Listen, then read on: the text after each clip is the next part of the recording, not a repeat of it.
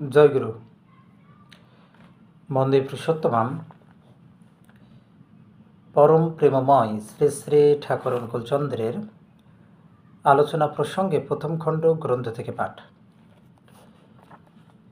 17ই অগ্রহায়ণ 1348 মঙ্গলবার, ইংরেজি 2/12/1941।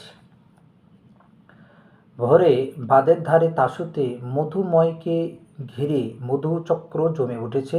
বিভোর হয়ে সবাই সেই মধুময়ের মধুখুরা বচন সুধা পান করছেন আর উপভোগ করছেন তার মধুর হাসি, মধুর কথা, মধুর চাহনি, মধুর স্নেহ।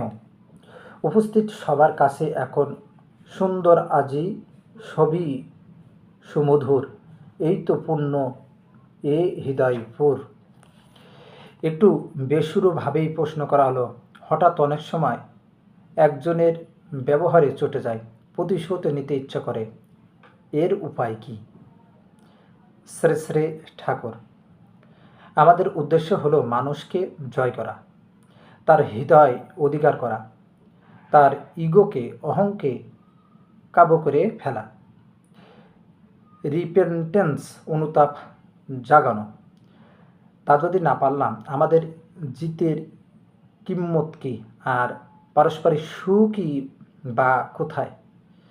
যার উপর প্রতিশোধ নেব সেও যদি ব্যথার মধ্যে সুখবোধ না করে, তাহলে কি সুখ হয়? আমরা মানুষটাকে পেতে চাই, একটা মানুষকে হারিয়ে লাভ নেই। তবে তার মধ্যে সত্তা সমবর্ধনার পরিপন্থী যা আছে তার নিয়ন্ত্রণ বা নিরসন প্রয়োজন। সেই জন্য তাকে শাসনে সংযত করা দরকার হতে পারে। এই শাসন হবে আবার প্রীতির শাসন। কঠোরতার মধ্যেও প্রীতি থাকবে। তার প্রতি তোমার প্রীতি যদি তার ভিতর তোমার প্রতি প্রীতি উদ্দীপ্ত করে তুলতে পারে, তাহলে তুমি তাকে সংশোধন করার পথ পেলে। তবে কারো ভিতর অবসেশন অভিভূত থাকলেও বারংবার চেষ্টায় তাকে ফেরানো যায়। কিন্তু ট্রিঅ্যাকচুয়ার্স হ্যাবিট, বিশ্বাসঘাতী অভ্যাস ও ইনস্টিন্স সংস্কার থাকলে তাদের হৃদয় জয় করে তাদের ভিতর পরিবর্তন আনা কঠিন, অনেক ক্ষেত্রে পারাই যায় না। প্রশ্ন: ট্রিঅ্যাকচুয়ার্স বিশ্বাসঘাতক কিনা তা বুঝবো কি করে? শ্রী শ্রী ঠাকুর: ট্রিঅ্যাকচুয়ার্স বিশ্বাসঘাতকের একটা লক্ষণ, সবটার মধ্যে সে ডাইরেক্টলি, মুখ্যভাবে, ইনডাইরেক্টলি, গৌণভাবে নিজেকে এস্টাবলিশ, প্রতিষ্ঠা করতে চায়। তার জন্য কে যে কত করেছে সে কথা মুক্ত কণ্ঠে বলে কৃতজ্ঞতা জানায় না। সে যে একটা অসাধারণ কৃতি মানুষ এবং তার গুণের জন্যই সে সর্বত্র তার সমাদর, এই কথাটাই সে কায়দাকরণে ভাবে প্রকারান্তরে প্রতিনিয়ত জাহির করতে চায়। ফলকথা, কারো মমতায় সে কিছু করে না, নিজের হীনমন্যতার মমতায় যা কিছু করে। কথায় কথায় শ্রী শ্রী ঠাকুর বললেন, আর কিছু না, তোরা যা ঠিক করেছিস সেই মতো হার্ট অ্যান্ড সোল, প্রাণপণ খেটে 130 টাকার সিগনেটরি স্বাক্ষরকারী 5 বা 7 হাজার জোগাড় কর, আমি কিছুই বাকি রাখব না। এরপর অন্য কথা উঠল। প্রফুল্ল: ব্যক্তিগত বৈশিষ্ট্যের কথা এত জোর দিয়ে আমরা বলি, সে জিনিসটা কি? শ্রী শ্রী ঠাকুর: প্রত্যেক মানুষ আলাদা হয়েছে যা দিয়ে, সেইটাই তার বৈশিষ্ট্য। বর্ণ ও বংশ এর মধ্যে বিশেষভাবে ক্রিয়া করে। তারপর জন্মকালে পিতামাতার মানসিক ভঙ্গি ও ভাবভূমির ও অনেকখানি অবদান আছে এতে। আর 4টে কমপ্লেক্স গ্রন্থি আছে: ওইডিপুস কমপ্লেক্স, এডিপাস গ্রন্থি। এর সস্তরূপ হল ছেলের মায়ের প্রতি অনুরাগ। নার্সিসাস কমপ্লেক্স, নার্সিসাস গ্রন্থি। এর স্বরূপ হল আত্মপ্রীতি। আত্মপ্রত্যয়, আত্মমর্যাদাবোধ, এর মধ্যে কিন্তু হীনমন্যতা নেই। অন্যকে খাটো করার প্রবৃত্তি নেই। হোমোসেক্সুয়াল কমপ্লেক্স, সম যৌন গ্রন্থি, এর সস্ত রূপ হলো মানুষের সামাজিকতা বোধ।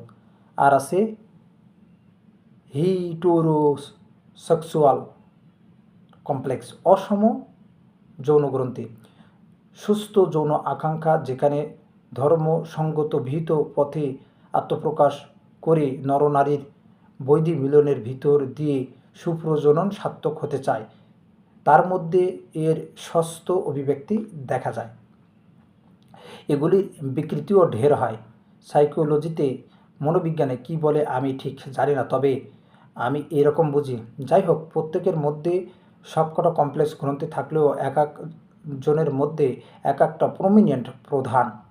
এগুলি ওয়াচ লক্ষ্য করে বৈশিষ্ট্য বোঝা যায়, আর সেই অনুযায়ী মানুষকে ডিল ব্যবহার করতে পারলে মানুষ ইলিটেট, খুশি হয়ে যায়। একটা এক্সপ্রেশন কথা শুনেই বলবে, বাহ, বিউটিফুল, সুন্দর, কি চমৎকার লোক, কেমন কথাটা বলল। এই যে একজনের বৈশিষ্ট্য ধরা, তাও নিজে অফসেট প্রবৃত্তি অভিভূত হয়ে থাকলে পারা যায় না। রঙ্গিল দৃষ্টি নৈক যখন, আগ্রহনত মন, তেমন মনই ধরতে পারে সংস্কার কেমন। রঙ্গিল দৃষ্টি নৈক যখন, আগ্রহনত মন, তেমন মনই ধরতে পারে সংস্কার কেমন। ইষ্টের রঙে যে যত রঙিয়ে থাকে, সে তত আনকালাট অরঙ্গিল অবস্থায় প্রত্যেককে পর্যবেক্ষণ ও অনুধাবন করতে পারে। প্রায় লোকেই প্রবৃত্তির ঘোরে চলে, তাই 20 বছর যার সঙ্গে একসঙ্গে এক ঘরে থাকে, তারও বৈশিষ্ট্যটা হয়তো বোঝে না।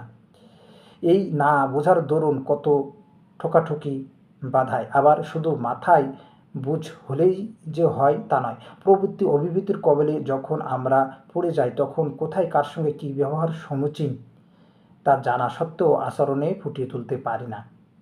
তাই একটু বুদ্ধিমান লোক যারা, তারা সর্বক্ষণ ইষ্টরত হয়ে প্রবৃত্তি অভিভূতির মুঠুম হাত উপরে থাকতে চেষ্টা করে। ফরিদপুর থেকে একটা দাদা আসলেন। শেষে ঠাকুর তার কাছে ফরিদপুরের অনেকের খবরাখবর জিজ্ঞাসা করলেন। তিনি কুষ্টিয়া হয়ে এসেছেন শুনে ডাক্তার বাবার কথাও জিজ্ঞাসা করলেন। শরদ্দা হালদার পূর্ব প্রসঙ্গে জিজ্ঞাসা করলেন, ক্লাসে পড়াতে গিয়ে বা সবাই বক্তৃতা করতে গিয়ে কিভাবে বলতে হবে। সেখানে তো নানা বৈশিষ্ট্যের বহু লোকের সমাবেশ। শ্রী শ্রী ঠাকুর, প্রত্যেকটা মিউজিক্যাল ইনস্ট্রুমেন্টে, বাদ্যযন্ত্রে কতকগুলি ঘাট থাকে, গ্রাম থাকে, তার সাহায্যে সব গত যেমন বাজানো যায়। নানাবিধ প্রকৃতিওয়ালা একটা গ্রুপ, দল, এর কাছে বলতে গেলে তেমনি বিভিন্ন বৈশিষ্ট্যের নৌরিশমেন্ট পোষণ পায়, তেমন ধরনের ঢেউ তুলতে হয়। সবকটা পোজ ভঙ্গি নিতে পারলে, টিউন, সুর ও টাচ, স্পর্শ দিতে পারলে প্রত্যেকে ইন্টারেস্টেড অন্তরাসী হবেই। সাবলিমি ল্যাঙ্গুয়েজে, গুরুত্বপূর্ণ মনোজ্ঞ ভাষায় টপিক বিষয় এর সঙ্গে খাপ খাইয়ে ট্যাক্টফুলি, সুকৌশলে বলতে হয়। হয়তো বললেন, তোমার ছেলে, তোমার স্ত্রী না খেতে পেয়ে আজ পথে এসে দাঁড়াতে বসেছে, এর সমাধান কি তুমি চাও না? ছেলে বইয়ের কথা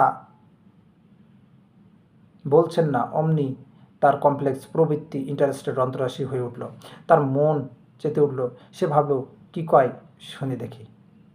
তবে শুধু প্রবৃত্তিতে উস্কানি দিয়ে লাভ নেই। আর মানুষের হীন প্রবৃত্তি যেমন আছে, উন্নত প্রবৃত্তিও তেমনি ঢের আছে। বলতে গিয়ে সেগুলিকে আগুন করে তুলতে হয়। ইষ্ট, কৃষ্টি, ধর্ম, বৃহত্তর পারিপার্শ্বিকের স্বার্থ ইত্যাদি বিষয়ে মানুষের আগ্রহকে উদ্দীপ্ত করে তুলতে হয়। সুকেন্দ্রিক মঙ্গল কর্মে মানুষকে যতই উন্মাত্ত করে তুলতে পারবে, ততই বোঝা যাবে তোমার বলা সার্থক হলো। মানুষ কমপ্লেক্সের প্রবৃত্তির রাজ্যে যেমন দাঁড়িয়ে আছে, তেমনি প্রবৃত্তিকে সাবলিমেট ভূমায়িত করার ইচ্ছাও তার আছে। তাই বাস্তবের সঙ্গে যোগ রেখে বললে সতের প্রতি নেশা ধরিয়ে দেওয়া কঠিন কিছু নয়। মানুষের যেমন স্বার্থপরতা আছে, পরার্থপরতার প্রবৃত্তিও তাতে কম নেই, এবং সেইটা তাতে কম প্রবল নয়। প্রকৃতপক্ষে পরার্থপরতাই তার স্বার্থের ভিত্তি। মানুষের যেমন আরামপ্রিয়তা ও তথাকথিত ভোগাকাঙ্ক্ষা আছে, ইষ্টাপ্তি ক্লেশ সুখপ্রিয়তা, ত্যাগ ও দুঃখ বরণের স্পৃহাও যে তার না আছে তাও নয়।